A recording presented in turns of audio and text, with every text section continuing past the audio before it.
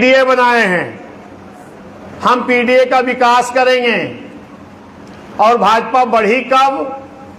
7 से 12 तक जब आपने मान्या बहन जी की सरकार जनता का गठबंधन करके बनाया था, ध्यान सुनिएगा, 7 से 12 तक, तो 12 के चुनाव में भारतीय जनता पार्टी की 90% सीटों पर 4000, 6000, 8000, 10,000 से ज्यादा हैसियत नहीं थी 12 के चुनाव में। और जैसे 12 में, क्या कर रहे हो भाई, जैसे 12 में समाजवादी की सरकार आई, जो भाजपा को रोकने की बात कर रहे हैं, वो जैसे 12 में आए, तैसे 13 छोड़ करके 14 में प्रचंड बहुमत से दिल्ली में बैठ गई भाजपा, और 17 में यूपी में भी बैठ गई।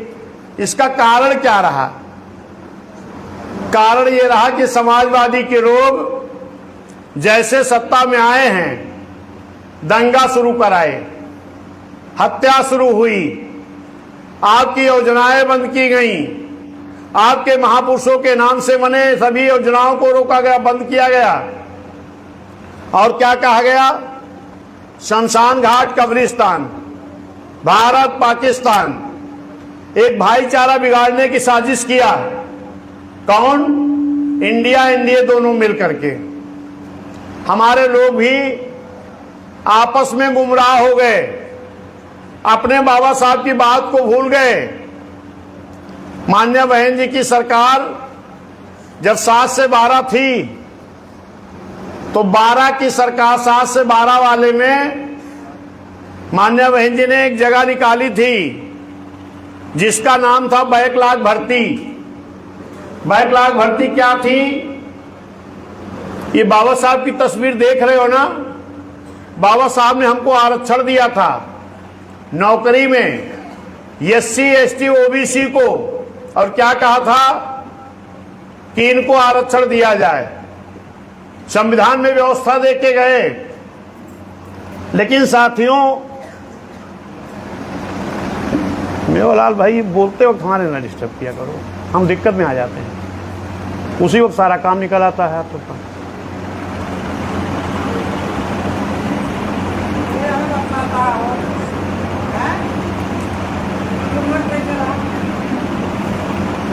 भारतीय संविधान में हम व्यवस्था दे के गए हैं। लेकिन मेरे सम्मानित साथियों, उस वक्त जब जगह निकलती थी, बीएसपी सरकार बनने के पहले एससी एसटी ओबीसी की जगह निकलती थी, फार्म भरा जाता था, सारी प्रक्रिया होती थी। जैसे लास्ट प्रक्रिया आती थी, तैसे क्या लिखते थे?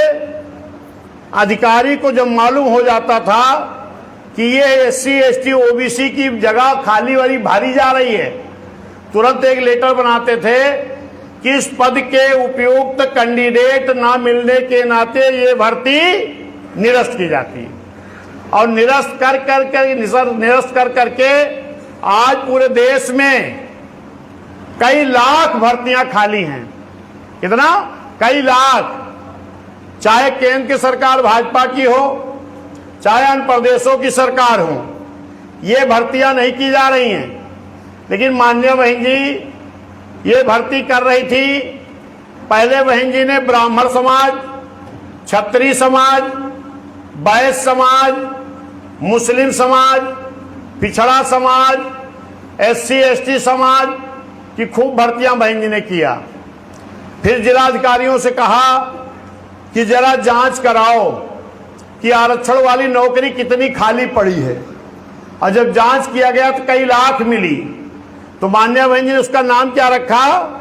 मेरी सरकार के बैक में, मेरी सरकार के बैक में, यानी पीछे जो भर्ती निरस्त की गई है, उस भर्ती का नाम रखेंगे बैकलॉग भर्ती। और जब बैकलॉग भर्ती बहन जी भर रही थी, पूरी नहीं हुई, लाखों लोगों की भर्ती हो गई, सरकार चली गई। सरकार किसकी आ गई? समाजवादी की। ये भर्ती चलनी चाहिए थी। हमें भी खुशी थी कि ये भर्ती चलती रहेगी, क्योंकि चलो बहन जी नहीं है तो एक ओबीसी का व्यक्ति मुख्यमंत्री बना है। लेकिन जैसे माननीय अखिलेश यादव बने हैं, जो कहते हैं हम पीडीए का विकास करेंगे, तमाम हमारे पिछड़े समाज के लोग कहते हैं भैया सपा पीडीए की बात करते हुए, बात करने से थोड़ी ना विकास होगा। एससी एसटी ओबीसी की भर्ती हो रही और रोक कौन लगा रहा? एक ओबीसी मुख्यमंत्री, समाजवादी के मुख्यमंत्री। तो पीडीए का अगर विकास चाहते तो ये भर्ती नहीं रोकते। बहन जी ने एससी एसटी ठेकेदारी में आरक्षण दिया था। अभी कल हमने देखा माननीय अखिलेश यादव जी प्रेस वार्ता कर रहे थे। महारानी दुर्गावती जी का जन्मदिन था।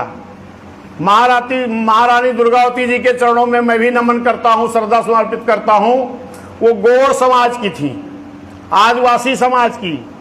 कल उनका जन्मदिन था, तो बता रहे थे एससी समाज के एसटी बिरादरी में आती है ना, वो जयंती के मौके पर कसम खा रहे थे कि एसटी समाज को हम ठेकेदारी में आरक्षण देंगे। तो हमने कहा जरा इनका भी चाल चरित्र देख लो। सत्ता में थे तो एससी एसटी का आरक्षण ठेकेदारी का खत्म कर दिए, और सत्ता में नहीं है तो देने की बात कर रहे हैं। इनसे सावधान रहना है। माननीय अखिलेश यादव जी अब 1 लाख भर्ती रोके, एससी एसटी ठेकेदारी का आरक्षण छीन लिए। कैसे? संविधान की आर्टिकल को बदल करके। बहन जी ने संविधान के तहत ही भर्ती किया था। संविधान के आर्टिकल के तहत 1 लाख भर्ती रोकी, संविधान के आर्टिकल के तहत ठेकेदारी का आरक्षण छीने, संविधान के आर्टिकल को बदल करके जो एससी एसटी हमारे तमाम अधिकारियों का प्रमोशन हुआ था, उनका डिमोशन कर दिए। बाबू से बड़े बाबू बहन जी ने बनाया था, तहसीलदार से एसडीएम बनाया था, डीवाईएसपी से एसपी बनाया था। और इन सब को डिमोशन करके अपमान किए। इतना नहीं, क्या हो गया भाई? कौन है इस पे? डिमोशन कर दिया। और बहन जी प्रमोशन के आरक्षण का बिल लाई थी, उसको भी फाड़ के फेंकवा दिया। अब आज जब सत्ता में नहीं है तो कह रहे हैं हम पी से पिछड़ा, डी से दलित, ए से अल्पसंख्यक, कल बताए ना आधी आबादी और आदिवासी, इनका हम विकास करेंगे। तो जब सत्ता में आप थे तो इनका सत्यानाश क्यों किए? इनका आपने नौकरियों क्यों छीना? ठेकेदारी क्यों छीना? डिमोशन क्यों किया? बिल क्यों फड़वाया? इतने नहीं, इसी सुल्तानपुर से अलग एक जिला बना है। कौन सा जिला है? अमेठी। और इसको बनाया किसने? बहन जी ने। उसका नाम बहन जी ने क्या रखा? छत्रपति साहू जी महाराज नगर। अब जरा ध्यान दीजिए, छत्रपति साहू जी महाराज कौन थे? पिछड़ी समाज में जन्मे, कुर्मी बिरादरी में जन्मे, आरक्षण के जनक, बहुजन के मसीहा छत्रपति साहू जी महाराज। पिछड़े समाज जन्मे, कुर्मी समाज जन्मे, लेकिन उनके नाम से बने जिले को कौन खत्म किया? एक पिछड़े समाज का व्यक्ति। बाबा साहब के संविधान बचाने की बात करते हैं, लेकिन बाबा साहब के नाम से वह जिला बनाया था भीमनगर, उसको बदल क्या कर दिए? संभल। मानवर मसीहा कांसीराम साहब के नाम से वह जिला बनाया, मानवर मसीहा कांसीराम नगर, उसको बदल कर क्या कर दिए? कासगंज। आवाज कहते हम बाबा साहब का, मानवर साहब का मिशन पूरा करेंगे। तमाम हमारे भगोड़े लोग गए हैं वहां, और वो कहते हैं कि अब हमें माननीय अखिलेश यादव जी के चेहरे में मानवर साहब दिखाई पड़ते हैं। तो हमने कहा तुम्हें अपना स्वार्थ दिखाई पड़ता है, मानवर साहब नहीं दिखाई पड़ते। मानवर साहब के नाम से बने जिले को जो नहीं हजम कर पाया, उसके अंदर तुम्हें मानवर साहब दिखाई पड़ते हैं। तो मेरे सम्मानित साथियों, इससे सावधान होना पड़ेगा। हमें एससी, एसटी, ओबीसी, मुस्लिम, न्याय पसंद, ब्राह्मण, क्षत्रिय, वैश्य सबको इकट्ठा करके अपनी नेता को मुख्यमंत्री बना के अपना हुकूमत बनाने की जरूरत है, बनाना पड़ेगा। अब आ जाइए भारतीय जनता पार्टी पर। सरमेंद्र भैया पानी है। भारतीय जनता पार्टी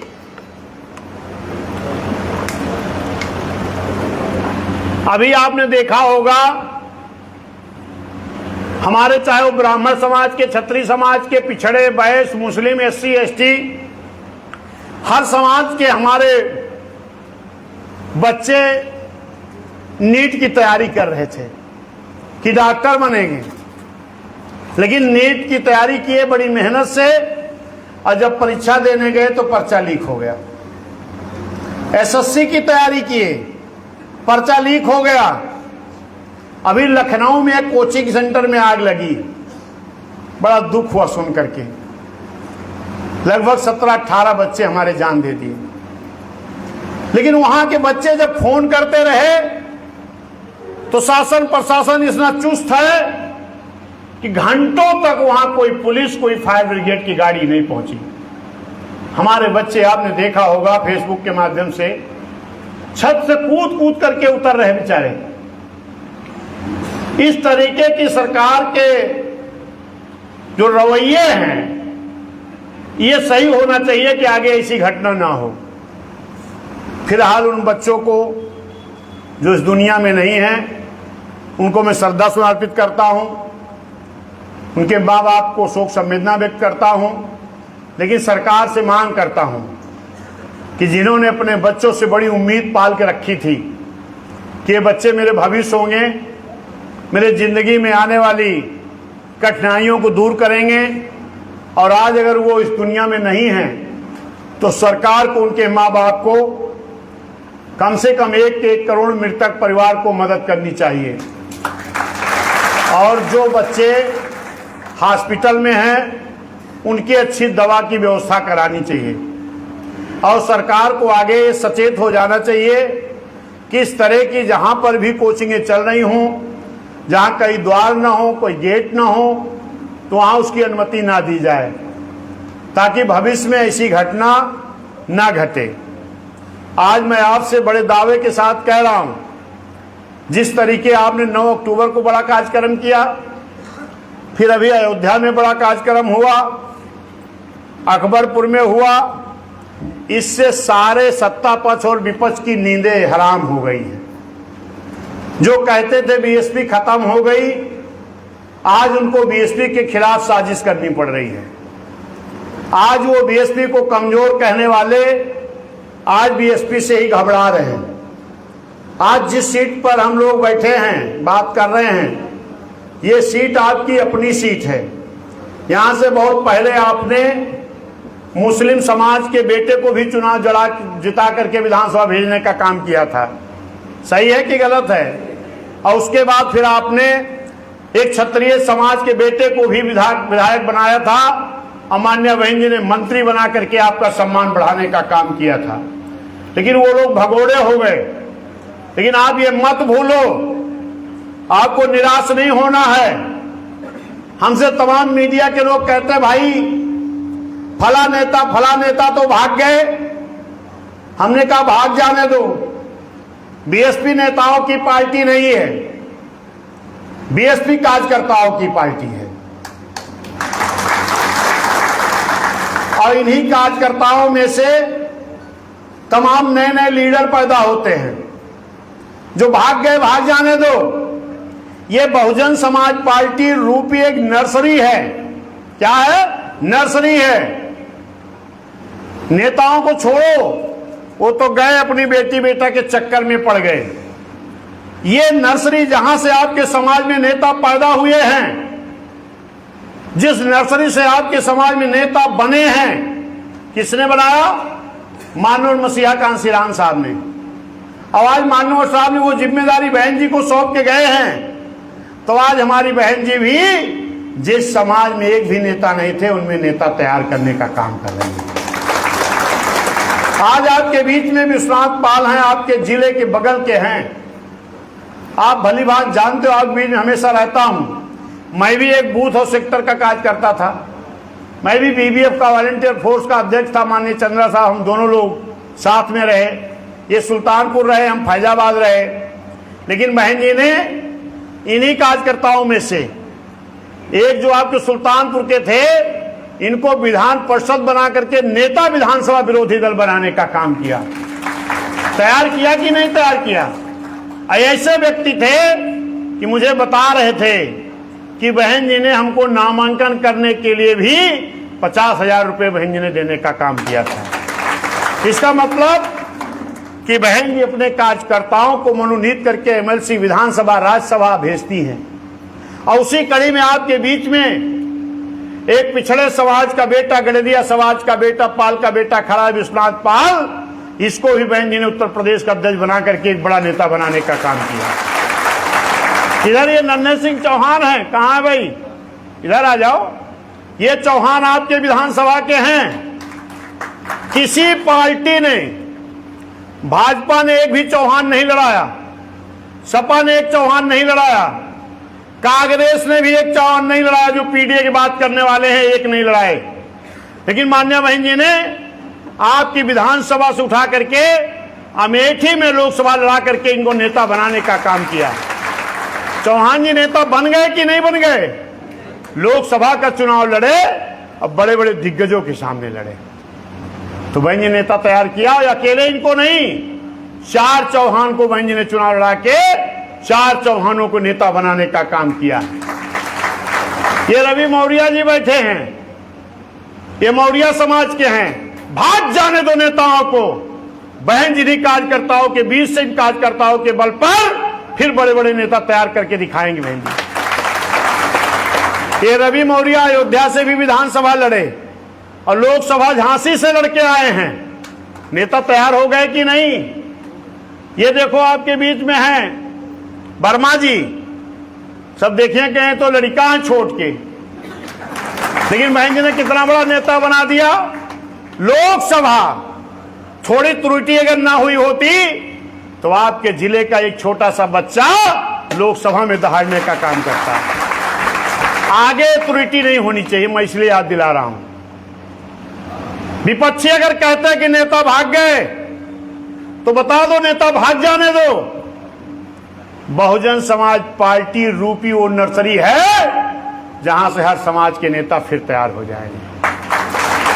अभी अंबेडकर नगर में भी भाई मनोज वर्मा जी को बहन जी ने प्रभारी प्रत्याशी घोषित किया है। और आपके भी विधानसभा का ज्यादा इंतजार नहीं करना है। आज क्या तारीख है साहब? 12/5, 17 दिन खाली इंतजार कैला। बहन जी प्रत्याशी आपको भी देने वाली हैं। 12 तारीख को यहीं बगल, थाने के बगल एक क्या मैदान है वो, मेला वाली बाग, वहां बहुत बड़ा कार्यक्रम करना है। जितना बड़ा अयोध्या में हुआ था उससे बड़ा करना है। तैयार हो आप लोग? बहुत सही। और एक ध्यान रखिएगा, अभी रवि भाई पिछड़ा समाज मंडल से ओंजक हैं, अभी लम्हुआ मीटिंग करके गए हैं, इसौली करके गए हैं। हमारी ये चाहत होगी कि सीट पर नन्हे चौहान की जिम्मेदारी होगी। कम से कम 5,000 चौहान लेके आएंगे 12 तारीख को। इधर चौरसिया जी बैठे जो हमारे चुनाव लड़े थे इसी विधानसभा से, रामराज चौरसिया जी खड़े हो जाएं। इनको भी मानवर साहब ने चुनाव लड़ाया था। ताली बजाओ भाई, नहीं पहचान रहे हो क्या? चौरसिया जी को भी मैं जिम्मेदारी देता हूं कि 12 तारीख को 5,000 चौरसिया यहां लाके मैदान में उतारना है। ठीक रहेगा? पाल समाज के जो कार्यकर्ता हैं, यानी मेरा कहने का मतलब कि हर समाज के लोगों की संख्या अगर 5-5 हजार आई तो हम 25,000 लोग इकट्ठा हो जाएंगे। उधर देखो ओपी वर्मा जी बहुत तगड़ी ताली बजा रहे हैं। इधर हमारे रुद्र, क्या नाम इनका, रुद्रमणि वर्मा जी भी आए हैं। सबको सहयोग करना है। यहाँ का अगर घोषणा 12 को है, सभी सहयोग करो। फिर जब आप विधानसभा नंबर आएगा तो लम्हुआ वाले भी सहयोग करेंगे। सही है कि नहीं? अदला बदली। यहाँ पर हमारे जिला अध्यक्ष हैं भाई सर्वेंद्र अम्बेडकर जी। यहाँ जो भी आपके पिछड़ी जाति के पाल, प्रजापति, नाई, बढ़ई, लोहार, कुम्हार, विश्वकर्मा, हर जाति के यहाँ पर लीडर तैयार करो और उनको सौंपो अपनी जात के 3-4 हजार 5 हजार लाओ। ठीक है? उनका जो ईडीए पीडीए बनाए हैं, उनके पीडीए का मतलब जानते हो क्या है? धोखा। उनके पीडीए का मतलब पी से परिवार, डी से दल, ए से अलायंस। क्या है? परिवार, दल, अलायंस। अलायंस क्यों बनाना पड़ा? क्योंकि शिवपाल चाचा का अलग दल बना रहा ना, चाबी निशान रहा ना। अब उनका अलायंस करा चुके हैं, लेकिन अभी धर्मेंद्र जी के बहनोई जो करहाल से चुनाव लड़ा रहे, वो भाजपा में है। और माननीय अखिलेश यादव जी के भाइयों, वो भाजपा महिला आयोग के उपाध्यक्ष हैं, तो अपने घर परिवार के इकट्ठा करता है, वो बनाए हैं क्या? परिवार, दल, अलायंस। अब आपका समझ जाता पिछड़ा दलित अल्पसंख्यक ये धोखे में ना फंसा। अरे वो जब यादव का नाय हुआ तो हैं, तो दूसरे पीडीए पिछड़क का हुई है। अभी लोकसभा चुनाव हुआ है, इसमें हमारे यादव जी भी हैं, उनका भाषण भी होना था, लेकिन समय कम के नाते नहीं हो पाया। क्या नाम है यादव जी का? उदय चंद यादव जी, बहुत बहुत स्वागत है। आपको भी यादव समाज लेके आना है। और हम बता दें कि बीएसपी जब सत्ता में नहीं थी, एमपी का चुनाव हो रहा था, बहन जी ने 7 यादव एक बार में सांसद बनाया। रमाकांत यादव, उमाकांत यादव, भालचंद यादव, बालेश्वर यादव, कैलाश यादव, डीपी यादव और बगल जौनपुर से श्याम सिंह यादव। लेकिन अखिलेश भैया काकीन यादव जी खुद बन गए। अखिलेश भैया, उनकी पत्नी डिम्पल जी, उनके भाई धर्मेंद्र जी, 3 और बड़के चाचा का लड़का, छोटके चाचा का लड़का, 5 जने हैं। बाकी वोट के दिए भर भर के यादव वोट लोग दिए थी। क्या यादव जी?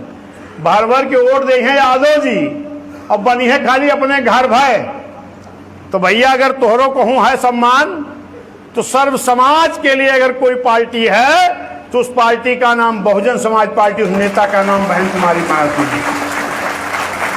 और हम तमाम लोग कहते हैं भैया गठबंधनवा 2007 में हम लोगों ने जनता का गठबंधन तैयार किया था, दलों का नहीं। फिर मैं आपसे कह रहा हूं 2007 और 2027 फिर जनता का गठबंधन तैयार करना है। कौन गठबंधन? ब्राह्मण, क्षत्रिय, वैश्य, पिछड़ा, एससी, एसटी, मुस्लिम, अन्य अल्पसंख्यक, अन्य और जो हैं, हम सबको हर बूथ पर जनता का गठबंधन तैयार करना है और उसी के बल पर अपनी सरकार बनानी है। जय भीम, जय भारत, नमो बुद्धाय, खुदा हाफिज, बहुत बहुत धन्यवाद। बहुत बहुत धन्यवाद सम्मानित माननीय प्रदेश अध्यक्ष जी। सम्मानित साथियों, अब इस कार्यक्रम की अध्यक्षता कर रहे माननीय मंत्री साहब को बुलाने से पहले आप सब एक बार पुनः अपने स्थान पर खड़े होकर के नारा लगाओ, दोनों हाथ ऊपर उठा करके। हो गया।